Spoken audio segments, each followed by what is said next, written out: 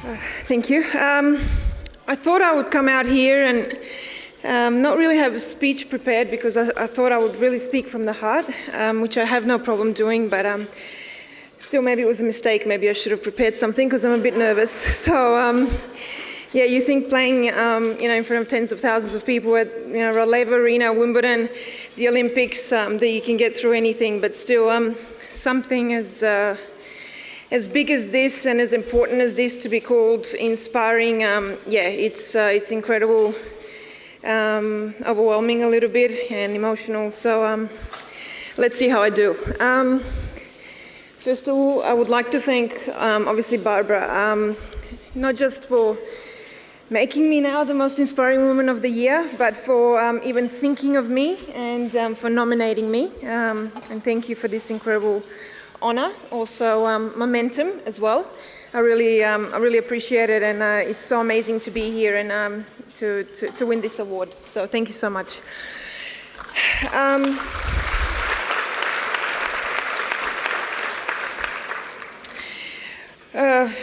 It's been such incredible few months since the release of my book and everything that I've come out and talked about. Obviously had a pretty tough life, and I was a refugee twice, and the first time I was a refugee I was 8 years old, and came to Australia, had a tough time, faced a lot of racism, bullying, discrimination, but the toughest part for me was facing the abuse and the violence that I suffered at the hands of my father, which started when I was 6 years old, and something that I'm not sure that you ever get over.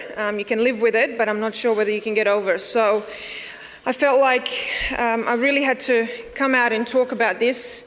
And a lot of people at first, even though they thought, things have gone and on throughout her career, I don't think anyone really had any idea, and they thought it was a sports book, a tennis book, and I will talk about my career, but it really isn't. It's a life story. And it was hard. It was tough to go through that. At times, not that I almost gave up, but it was so hard mentally. It was really difficult to almost relive those tough moments. But in the end, all worth it, because the day that the book came out was, I think, the happiest day of my life for sure. So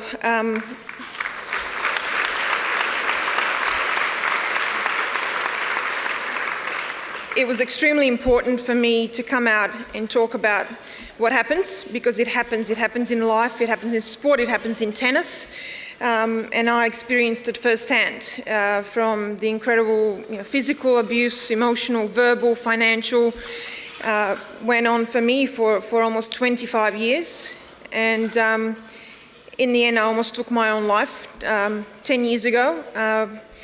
So I felt like it was really important to talk about that. No one's ever really come out and talk about it so openly, so publicly, ever, especially in tennis. So I'm proud that I've done that. And I would just like to also thank every single person, woman, girl, man, parents, children, tennis players, for the incredible support, and everyone, I think, around the world, but especially in Australia. So many of you have read the book as well, so much support, and it's meant the world to me that so many of you have actually taken notice.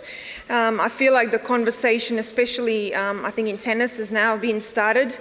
I was very open. I was really honest in my book. A lot of you have said that it's a tough read, it's difficult, and some of you even said you might need therapy after reading the book. But it's important, I think, to talk about it, because this is what happens. So to receive an award like this is it's incredible, but I also feel a bit of pressure, because to be called inspiring and empowering are just words that I never thought I would hear, and people would now be looking to me for inspiration. So yeah, thank you for that. I will try to do my best. I grew up being disrespected and called worthless, and I lost all self-esteem, confidence. As I said, almost took my own life. So I will try to now, for pretty much the rest of my life, I will try to fight for all girls, women out there. First of all, to raise awareness. Also, make sure that we speak up. I think not enough of us are speaking about this because it's such a huge problem, as I said, not just in society, but sport as well. And I will try to fight for that. I will try to fight for all women and girls out there and see what I can do, how I can help, and use all my experience. I've turned it, the bad experiences into positive ones. And I hope I can help, other people out there do the same. And thank you. I think thank you to all of you, I think, in this room, but also everyone in Australia for, talking about my book so much, about my story, everything that I've gone through, for all the wonderful people that have come up to me and said the kindest things, the nicest things, for making my book what it is, and people really talking about it and talking about the story. And as I said, to be inspiring and empowering, I think is the biggest thing I've ever won in my life. No matter, I think, how many tennis tournaments you win, Grand Slams, rankings, I think in the end, to me, doesn't really mean much. This is what means to me. So thank you for this. I hope I can do even more. And I hope I can, help, as I said, women and girls. I say at the end of my book, if the book helps one person, it's mission accomplished. I think it's already done so much more than that, and let's see what else I can do, what we can do together. Thank you.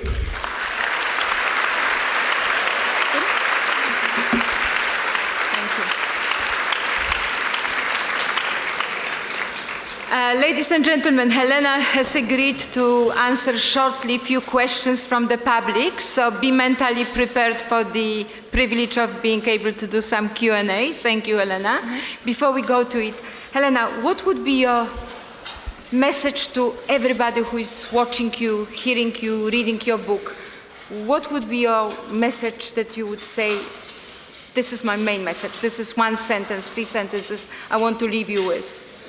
Yeah, look, I think for me, the biggest thing is, I think, speaking up. A lot of women have come up to me, as I said, since the book's been out, saying, you've given me the courage, you've given me the inspiration to talk about this, to leave an abusive situation that they're in, and also deal with the situation if they've already left it. So I think it's all about speaking up and having the strength to do that. And also I think for everyone else, it's about education. And if you know people that are in that situation, it's about helping them. Because for me, at times, all I needed was a kind word, which was hard to get, because especially 15 or 20 years ago, we didn't talk about domestic violence and abuse as much as we do today, even though I think we can do a little bit more. So for me, that was the difficult part. So I think it's about just, as I said, helping each other and communication. I would like to touch on something. I obviously read your book. I swallowed your book, if I may say. It's a one-night read or two-night reads, depending how late you go to bed. It's hard read, but it's actually not a hard read because it lifts you up. My question, your mom, obviously, your mom was a double victim because she didn't have the strength and she didn't have the self-awareness to stand up against your abusive father and in the same way to support you. How did you manage not to resent your mom then? Look, do I have some mixed feelings about that? I do. At the same time, she didn't leave the situation, and she, really didn't want to, I think. Maybe that's the reason why I wanted to so bad. I left home when I was 19, which was very young, and still continued to be abused in ways after I left home. But I really believed in a better life, and I believe that I deserve better. I think everyone does. And I talk about the extreme physical abuse, but for me it was incredibly hard to be called these incredible names when I was 10 or 11 years old. You know what I'm talking about, and people that have read my book know that. But it was so hurtful, and it really shook me to my core and almost broke me in the end. But I fought hard for my life. I'm a little bit shy, and sometimes people take that for arrogance. I think they mistake it, but I knew that I love life. I'm a happy person, and all I wanted was, to enjoy the little things in life. It might sound cliche, but like the sunrises and the sunsets, and I was like, it's got to be better than this. I don't deserve to go through this abuse. And yes, the book is hard, it's tough, but that was the point. And when I worked with my editor on the book, I said, don't take anything out. I'm not taking out anything.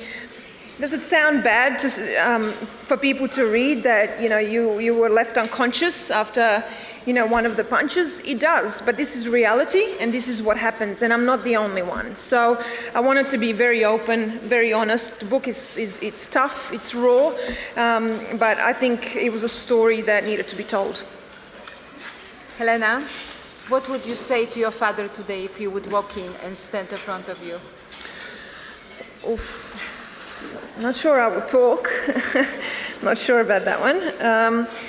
Look, I think in the end it's his loss. That's how I look at it. I tried for many, many years, even to reconcile, even though I didn't do anything wrong, and what he put me through was literally hell. But I tried, and someone that doesn't feel any remorse or doesn't feel like he needs to even say sorry, I think that's where all communication from my end ends. There's nothing I can do about that. I don't want to have a relationship with that type of person. And as I said, I've tried just so that I can, say one day, even one day when he goes and he's not here anymore, that I've tried and I have nothing to regret. So.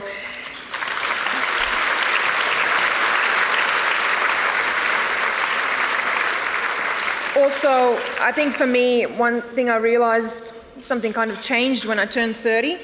And, I started thinking, one day I want to have my own family. And once those thoughts go in your head, I'm not a mother yet, hopefully I will be one day, but everything goes out the window. Everyone does. All those people that obviously didn't care about you, didn't love you, it goes out the window because that will be my primary focus. And everybody else, I think especially someone like my father or someone that puts you through something like that, there is no space in your life for that. So the closer I get to, I think, being, a mother and having those feelings already, I think I really don't have the time and the space for those types of people. Did you ever ask yourself if you weren't physically tortured and to be driven to the maximum of physical capacity, how would your career would have turned without this unhealthy motivation? No, I think ultimately, I think he almost, let's say, destroyed my career. I think I would have been a lot better than I was, even though I did all right.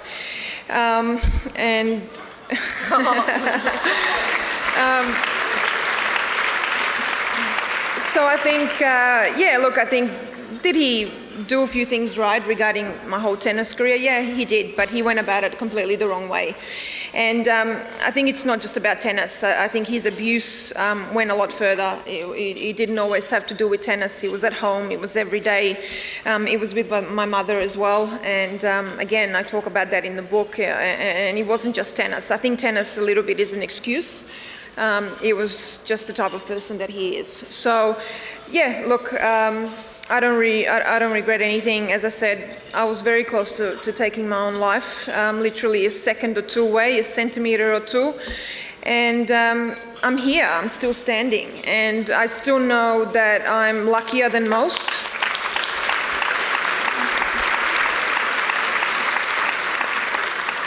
The one thing that I get to do when tennis has given me is a platform. I've visited many hospitals, many sick children, people battling illness, whatever it is, cancer, everything. And I actually realize I'm lucky. It's when you see things like that that you realize, even though I've gone through things, I'm here, I'm standing, and I've got everything I need. What was the best year of your life? Look, I think I would have to say last year, November, when the book was released, because I felt incredible, and I didn't think I would. That was not the reason I did it, actually. I didn't do it for personal reasons at all, because it was very tough. The process was very tough. It was draining. But the day that the book came out, as I said, the best day of my life, this huge weight was lifted off my shoulders, and I think that was all due to the reason of speaking up, speaking out, having the story out. It's the best feeling ever. So I would have to say last year. Beautiful. Thank you.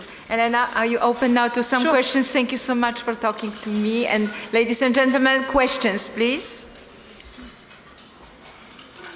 questions. This one here. I'd like to say I think we failed you as a country. I know. Seeing what we saw on the media and everything when you were a child. So I'd personally like to say sorry for that. Thank you. And I'd also like to ask you what you'd say to your 15-year-old self. First of all, I appreciate the apology. A lot of the media has apologized because they made fun of something that wasn't funny, which was my father. And I think if you go back, even when the book was released, and for the first time I saw some of the footage because I actually didn't watch it until my book kind of came out and it was all kind of really publicized again because I was quite young when it was all happening. And it was disturbing, and I don't understand why the media made fun of him and he was a joke, but it is what it is. I think we can all learn from that. And look, I think my 15-year-old self, I was very aware, like I said, that it was wrong. He embarrassed me publicly to a level where I was really not able to come back from. I think pretty much until this book came out, because people didn't know who I was as a tennis player, as a person, and that hurts me the most, I think. And there was, I think, at times I was misunderstood, I would say. So this is kind of what I regret. I wish I could have somehow turned it around, but it was not possible because of everything that he's done. And I think a little bit with the media, you know how it goes. Once it starts in a bad way, it's hard to turn it around. But I don't regret anything because, look, I left home as soon as I could. I was still very young. I was 19, but probably in my head I was 11 because I was playing tennis my whole life since I was 6 years old, and I didn't know anything else. So when I left, also I left under circumstances that were incredibly difficult. You know, I already obviously did really well, and I left home without one single dollar, no credit card, with just my 5 rackets and my suitcase, and I left millions to my father, and that's how much I just wanted a normal life. So I left under really tough circumstances and really had to fight hard. So I wouldn't change anything. You know, I think I was really tough, especially as a kid, to go through all of that, and I'm proud of that. I'm proud of everything that I've done. Yeah.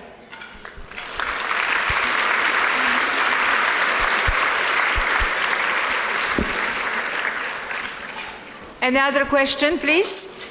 Thank you. First of all, Jelena, congratulations for standing up and confronting your father. And I've been watching you through the media, which would put untold pressure on you, I imagine. Mm-hmm. But what made you stand up to your dad, who had overpowered you for so long? I believe that you had a boyfriend at the time and he empowered you, but what was the turning point in your challenge, I suppose, and your fight to be free? To be honest with you, I knew probably deep down for about a year or two I would probably leave. The turning point for me, like I said, was the public embarrassment because, as I said, he turned, I think the public, the fans and the media, he turned me into a person that I wasn't, and this wrong picture was created, and I really suffered because of that. You know, a lot of people even now come up to me, say, you know, you had a really hard exterior, but you can see you were sad, but we just didn't know it until now. And this was the picture of me, and as I said, I'm completely the opposite. And when people get to know me, you know, I make fun of myself. I'm so goofy. I'm you know, so outgoing and so fun. So it was hard for me to know that people didn't see me that way. And as I said, you know, I knew I wanted better. I knew I wanted more. I knew that wasn't normal. I saw what my mum went through, even though it was nowhere near as bad as it was for me. And I just knew that I didn't want that. And maybe it was something, you know, about seeing that she didn't want to leave or whatever it was, couldn't leave, and left her kids in that situation. And as I said, I knew I wanted more and I knew I wanted better. I knew that I could fight for my life. It would be tough, and whatever the circumstances were, whether it was quitting tennis, whether it was, you know, even, as I said, being poor at the time because I gave everything to him. I just didn't care. I think that shows how much I didn't care, especially about the material things, because I just wanted to go. I just wanted to be free.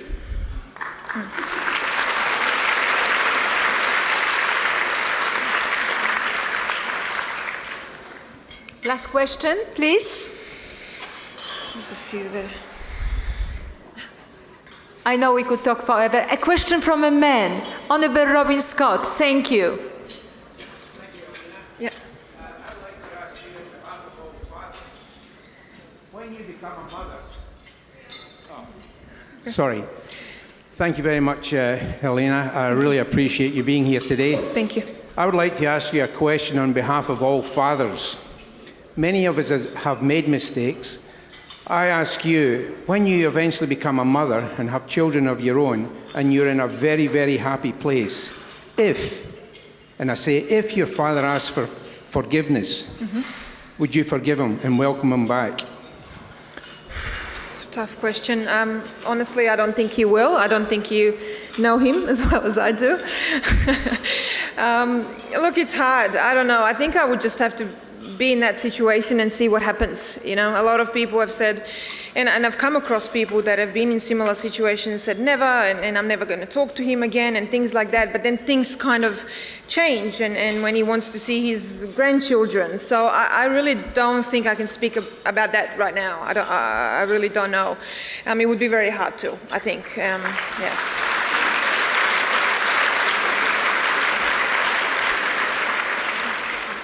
That concludes our question time from the public. Elena, before I present you with your trophy, last question from me, from us. How do you learn to trust again after having been controlled and abused by males? You are living now in a very happy and very long-lasting relationship.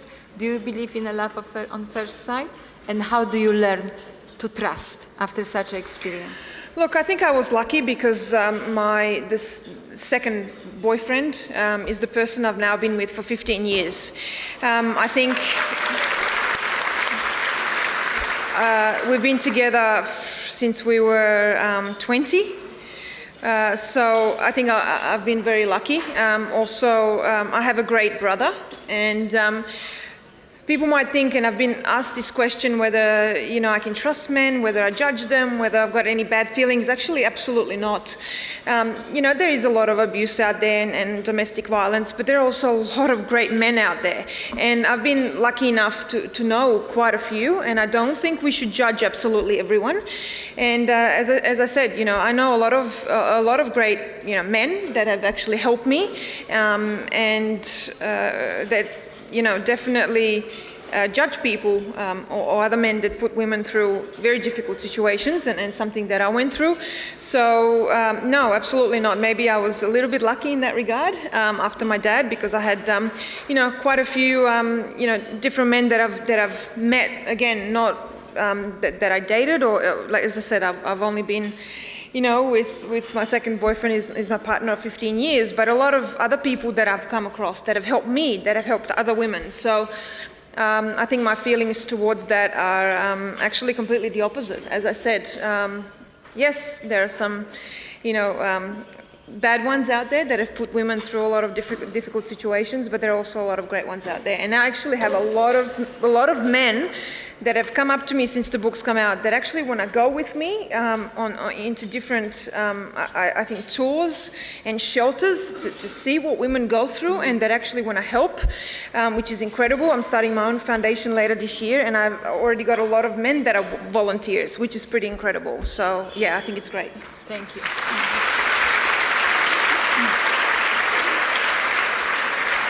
Jelena, I would like you to read now, please, your pledge and your message, and pledge the symbolic kiss to kiss violence against women goodbye. Yeah, I don't know if this is good or not, to be honest with you. I came up with it in 2 seconds. So, violence against women, not acceptable. Let's speak up and raise awareness. I'll fight so that every woman and girl has a voice, strength, courage, and a happy life without fear and violence. Love.